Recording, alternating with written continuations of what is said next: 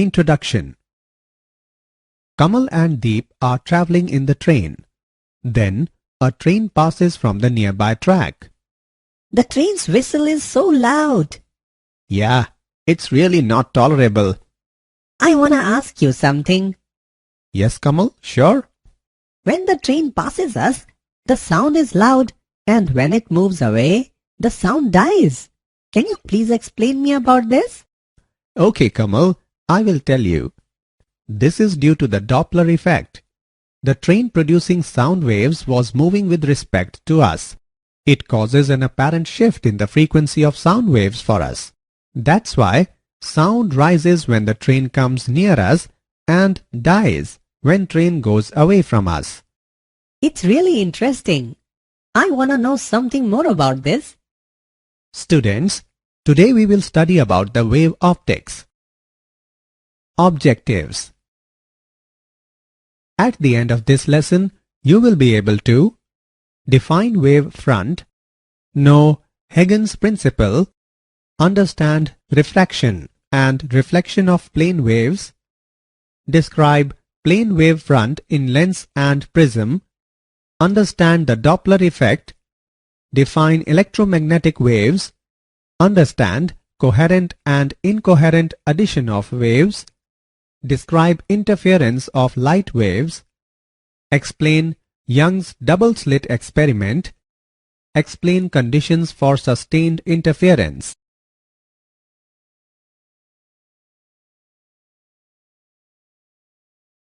Wave front. Wave front is defined as the locus of all the particles of a medium vibrating in the same phase at a given instant. A line perpendicular to a wave front is called a ray. The phase difference between any 2 points situated on the same wave front is 0. The shape of a wave front depends upon the shape of the source of disturbance. The distance from one crest to the next crest is equal to wavelength lambda. The phase difference between any 2 points in the same phase on 2 consecutive wave fronts is 2 pi. So, at any given crest and trough, the phase is 2n pi and 2n plus 1 pi respectively, where n is an integer.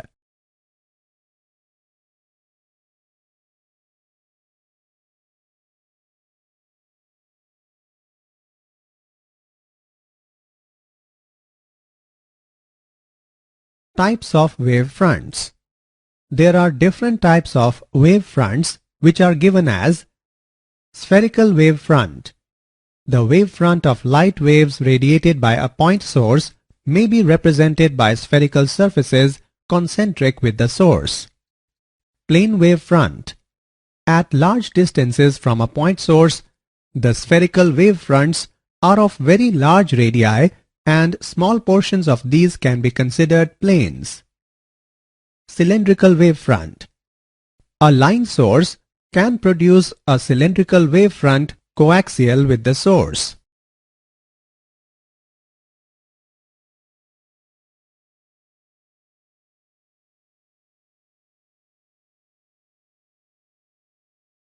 Huygens principle. Huygens principle is a geometrical construction for finding the shape of a new wave front at some instant. According to this principle, every point of a wave front is a source of spherical secondary waves called wavelets, which spread out in all directions with the speed of propagation of the wave in that medium. The new wave front at a later instant is the surface tangent to the secondary wavelets called the envelope of the secondary wavelets. Laws of reflection at a plane surface. The angle of incidence is the angle between the incident ray and the normal, but the ray is perpendicular to the wavefront and the normal perpendicular to the surface. Hence, the angle of incidence is the angle between the incident wavefront AB and the surface PQ. Similarly, the angle of reflection is the angle between the reflected wavefront CD and the surface PQ. Now, from the geometry of triangles BAC and DAC, AD is equal to BC and AD is equal to AC. We can say that these are congruent triangles. Hence, the angle of incidence is equal to the angle of reflection. Also, the incident ray, the reflected ray, and the normal are all in the same plane. Hence, the wave theory has proved the laws of reflection at a plane surface.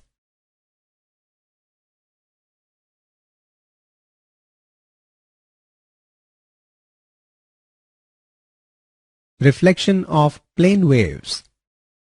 Consider a parallel beam of light incident on a plane surface separating two media. The planes AB, A1-B1 and A2-B2 are the positions of the incident wavefront at different instants. A Huygens wavelet originating from point B in the wavefront AB will move a distance B in the second medium in the same time that the wavelet from A expands in the first medium to include point A on the surface xy. Since the two wavelets have radii A and B are not in the same medium, they move with different speeds, say V1 and V2 respectively. Case 1. If medium 2 is optically denser than medium 1, then V1 is greater than V2 and hence A is greater than B. The ray is bent towards the normal. Case 2. If medium 2 is optically rarer than medium 1, then V1 is less than V2 and hence A is less than B. The ray is bent away from the normal. Distance A is equal to V1 is equal to lambda 1, the wavelength of light wave in medium 1. Distance B is equal to V2 is equal to lambda 2, the wavelength of light wave in medium 2. Therefore, V1 by V2 is equal to lambda 1 by lambda 2, or it can be written as V1 by lambda 1 is equal to V2 by lambda 2 is equal to nu. The above expression shows that the frequency of the light wave remains unchanged during refraction. The wavelength decreases when the light wave refracts into a denser medium and the wavelength increases when the light wave refracts into a denser medium.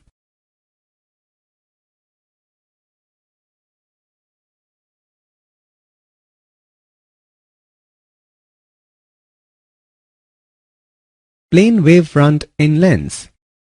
Consider a plane wavefront ACB incident on a double convex lens. According to Huygens hypothesis, each point of the wavefront acts as a source of secondary waves. These secondary waves will travel through different thickness of the lens. The time taken by the secondary wave to travel through CP1 in air plus P1-P2 in lens will be the same as the time taken by waves to travel through AX plus XD in air. So, all the secondary waves from the incident plane wavefront ACB reach dP2E at the same time. Thus, dP2E is the refracted wavefront. This wavefront is converging in nature.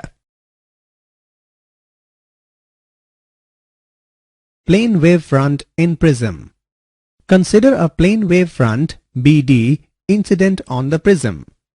According to Huygens hypothesis, each point of the wavefront acts as a source of secondary waves. These secondary waves will travel through different thicknesses of the prism. The time taken by a secondary wave to travel through distance BC in the material of the prism is the same as the time taken by a secondary wave to travel through a distance dA plus AE in air.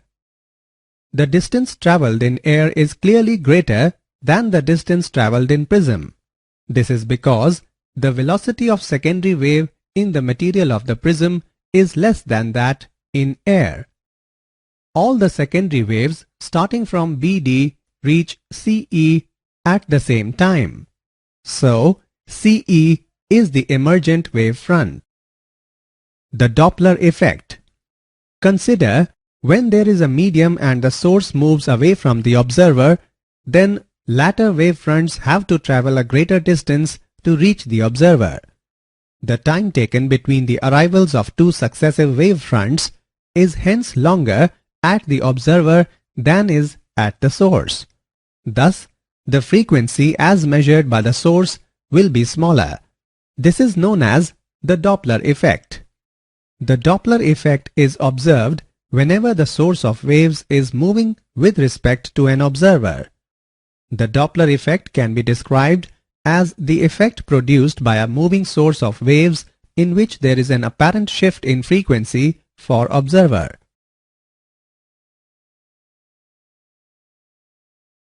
Redshift and blue shift. Redshift. The increase in wavelength due to Doppler effect is known as redshift because the wavelength in the middle of the visible region of the spectrum moves towards the red end of the spectrum. Blue shift. When waves are received from a source moving towards the observer, there is an apparent decrease in wavelength. This is referred to as blue shift. The Doppler shift is given by delta nu by nu is equal to minus v radial by c, where v radial is the component of the velocity along the line joining the source and observer.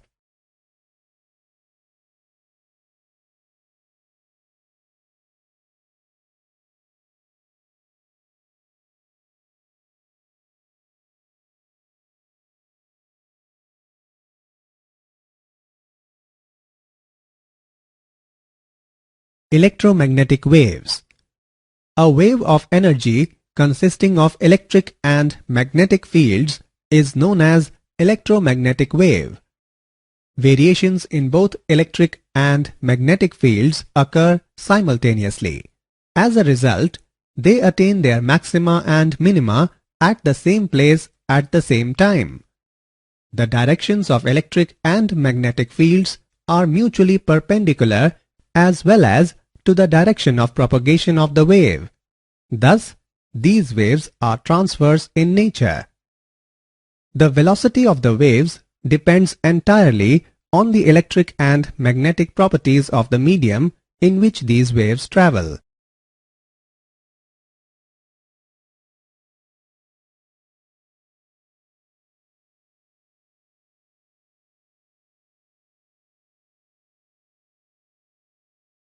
Superposition of waves. Principle of superposition states that when two or more than two waves travel in the same medium at the same time superimposing each other, then the displacement of the resultant wave at any instant is equal to the vector sum of the individual displacements at that instant. Let vector y1, y2, y3 and so on be the displacement vectors due to the individual waves at any instant acting separately, then, according to the principle of superposition, the displacement of the resultant wave at that instant is given by vector y1 plus y2 plus y3 plus so on. Coherent and incoherent sources of waves. Coherent sources of light are those sources of light which emit light waves of same wavelength, same frequency, and in same phase or having constant phase difference. There are two general methods for producing coherent sources are follows. By division of wavefront. In this method, the wavefront is divided into two or more parts by use of mirrors, lenses, or prisms. By division of amplitude. In this method, the amplitude of incoming beam is divided into two or more parts by partial reflection or refraction. These divided parts travel different paths and are finally brought together to produce interference. Incoherent sources emit light with frequent and random changes of phase between the photons. Tungsten filament lamps and ordinary fluorescent tubes emit incoherent light.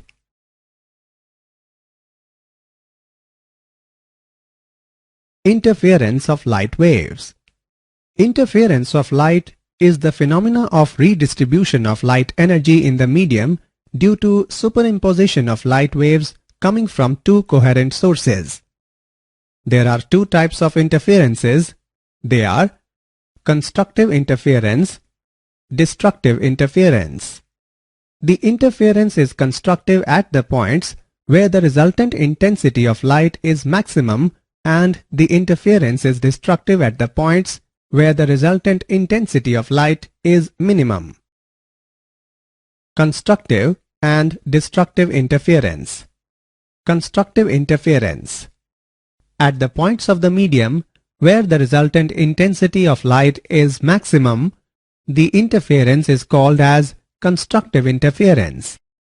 For constructive interference, phi is equal to 2n pi or p is equal to n lambda, where n is equal to 0, 1, 2, 3 and so on. Phi is equal to phase difference. P is equal to path difference. Lambda is equal to wavelength of light. Destructive interference. At the points of the medium where the resultant intensity of light is minimum, the interference is called as destructive interference. For destructive interference, phi is equal to 2n plus 1 pi or p is equal to 2n plus 1 lambda by 2. Young's double-slit experiment. In Young's experiment, monochromatic light from a source passes through a narrow slit S and falls on two closely spaced narrow slits S1 and S2 placed at some distance from S. The slits S1 and S2 act as coherent sources of light waves because the light from each is derived from the same primary source S. These waves interfere constructively and destructively at different points on the screen to produce a pattern of alternating bright and dark bands called interference fringes on the screen. Mathematical analysis in Young's double-slit experiment. Let S1 and S2 be coherent sources at separation D and capital D be the distance of screen from sources, then path difference between waves reaching at P is given by product of Yn and D divided by capital D. For maxima delta is equal to n lambda, position of nth maxima is given by n capital D lambda upon small d. Position of nth minima is given by n minus 1 upon 2 into capital D lambda upon small d. Fringe width. Fringe width is defined as the separation between two consecutive maxima or minima. Beta is equal to y into n plus 1 minus yn, which is equal to capital D lambda upon small d. Angular fringe width is given by beta upon d, which is equal to lambda upon d. Use of white light. When white light is used to illuminate the slit, we obtain an interference pattern consisting of a central white fringe having on both sides symmetrically a few colored fringes and then uniform illumination.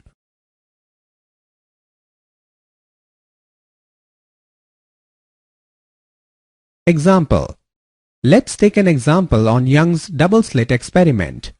The two slits in Young's experiment are 3 mm apart, illuminated by a light of wavelength 480 nanometer.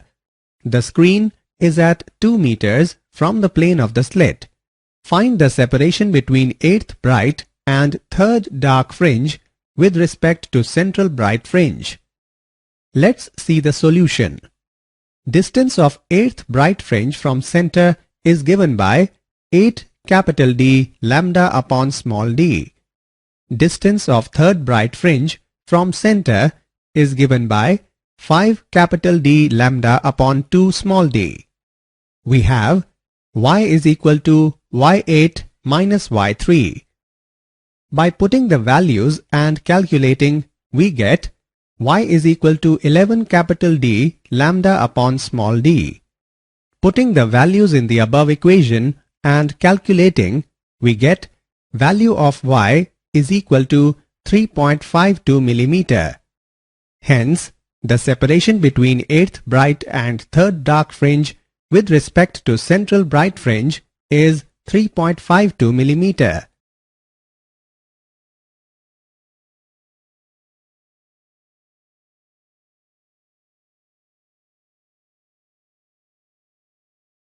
Conditions for sustained interference.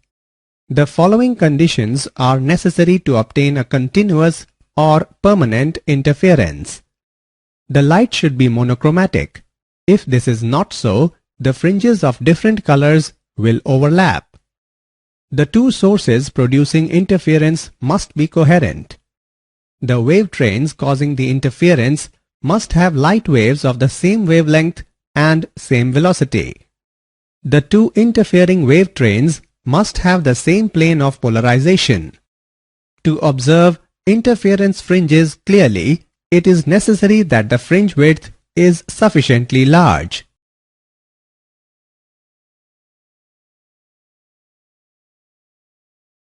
Did you know? For manufacturing reasons, a perfect lens has a spherical surface shape, though theoretically the ideal surface should be aspherical.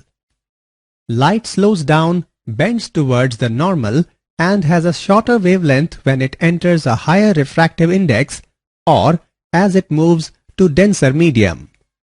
Reflection of waves of sea walls or other barriers can cause an interference pattern called a standing wave. In standing waves, crests do not move laterally.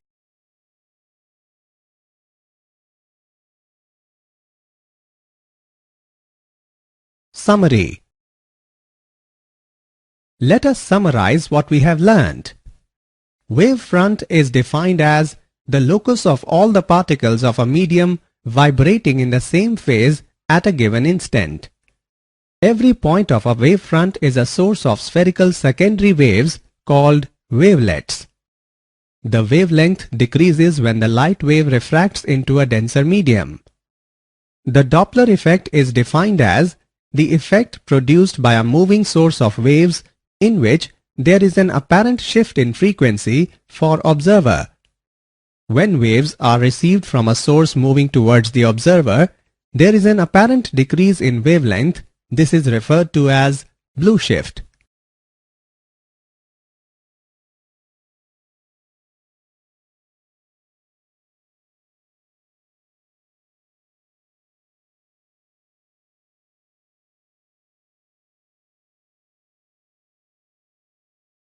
A wave of energy consisting of electric and magnetic fields is known as electromagnetic wave.